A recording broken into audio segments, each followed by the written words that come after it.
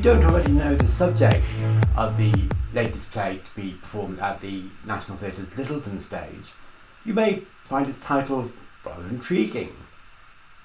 Dear Octopus. The salutation to the eight-legged creature brings to mind something perhaps surreal, perhaps dreamlike, akin to the ocean at the end of the lane. Its quirky nature, a piece of new writing, more usually seen at the National Theatre's smaller Dorfman space. Or maybe you think the balletic movement of the creature alludes to some more physical theatre, like the more recent Kin. If you have any of these assumptions, I'm afraid to tell you, you're sadly very wrong.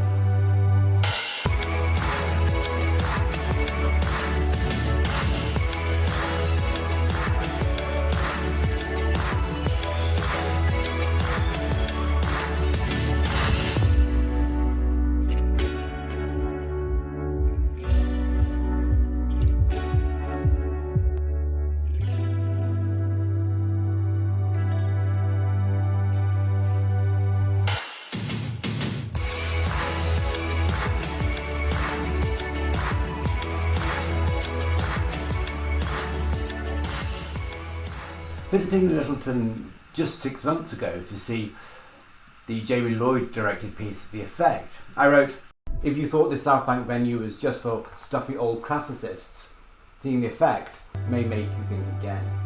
Oh, how distant those times now seem to be. Dear Octopus merely backs up your initial assumption and throws my comment on its head. This is theatre in and of and for its own self. Written in 1938 by Dodie Smith, who went on to use her affinity with a certain type of dog to produce a most famous work that we all know and love. Dear Octopus was written before 101 Dalmatians and is set in that pre-war time. It revolves around the sort of upper middle class British family that many Americans think most of us Brits still live in. Remember what Daddy told you about Sports Day? That taking part is everything, to win with dignity and to lose with pride in the knowledge that you did your absolute best. Remember, whatever happens here today, Mummy and Daddy are immensely proud of you. That should give you an idea of the sense of unreality at play here.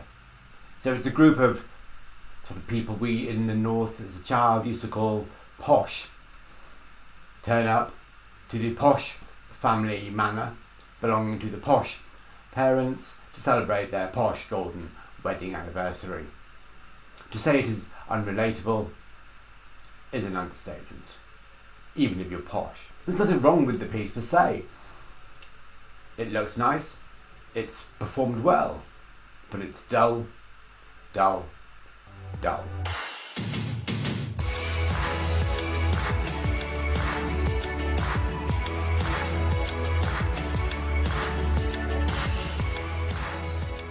Nothing happens here. The play simply presents its characters and there's some talk for 2.5 hours. It has no story to tell, no insight to offer, no thoughts does it provoke. It is not just that the rites and rituals it portrays no longer exist, it's probably that they never did. This is less a picture of how life used to be. It is more a picture of how theatre used to represent this life. It's not a piece of history, except for a piece of theatrical history. As is often the case in 100-odd-year-old plays that we revere for no reason other than their age, the dialogue here is unbelievable, unrealistic and clunky. People wonder aloud while looking askance. Memories are brought up without being prompted, with no other reason to fill us in with the backstories.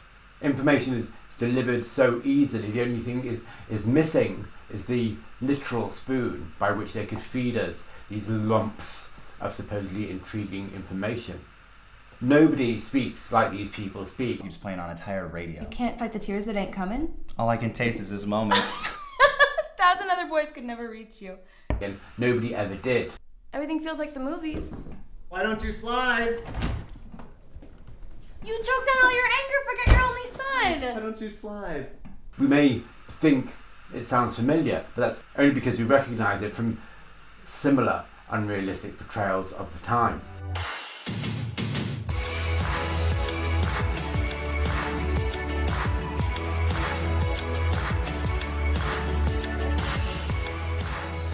Characters are introduced as if on a treadmill.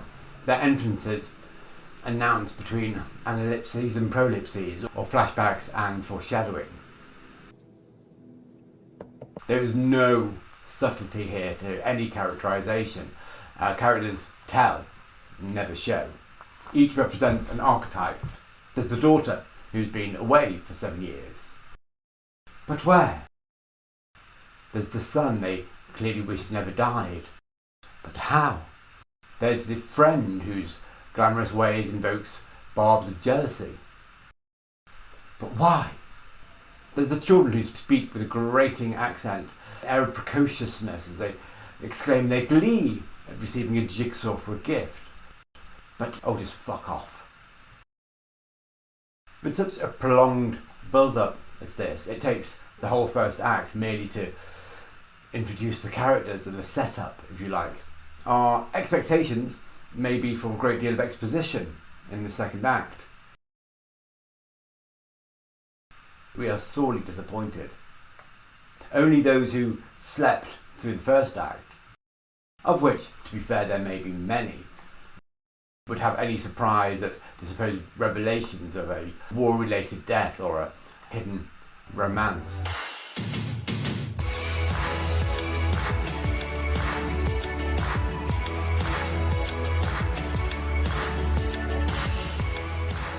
It's not all tedium.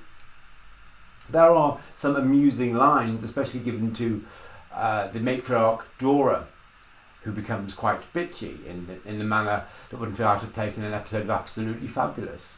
Dora is played with delightful devilment by Lindsay Duncan, whom this production has clearly been built on. She subtly ages her friend without that much subtlety. Of course, saying he must be 71 or 73 or 75 in the space of 5 minutes. And the way she exclaims her faux concern for how difficult it must be for her friend to go out in the rain wearing a face like that provoked much laughter. It's also very pleasant to look at. Designer Frankie Bradshaw has built a standard set. It looks very good and represents the inside and outside of the manor very well. It's very by the book, with its downstage right door for entrances and exits to be made and for us to see the actors just waiting to do them.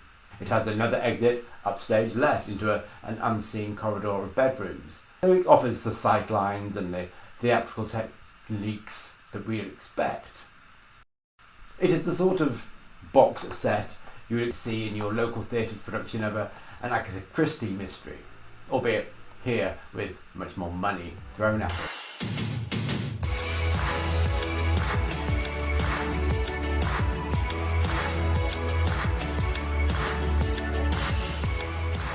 I'm sure there are many people who like Dear Octopus, a perfectly solid piece of theatre. It's theatre that should be watched on a Sunday night with a nice cup of tea and a slice of Battenberg. Battenberg cake, sponge, marzipan, apricot jam. It's like watching Downton Abbey on Diazepam.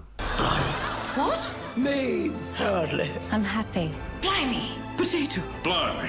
What? Your Majesties, welcome to Downton Abbey.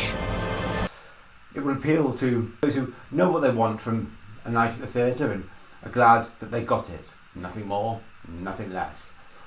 The type of people who may make up a lot of the National Theatre's high-value donors. If you're not one of those people, it's perhaps best just to let it pass you by. File it away with the likes of The Corners Green or Rutherford and Son, or as the annual production that the National rolls out, in order to, one wonders, appease this important audience. It does nothing to advance theatre, it does nothing to get a wider audience, it just ticks a box in scheduling perhaps. It's like the bigotry of an elderly relative that has not been tempered by time.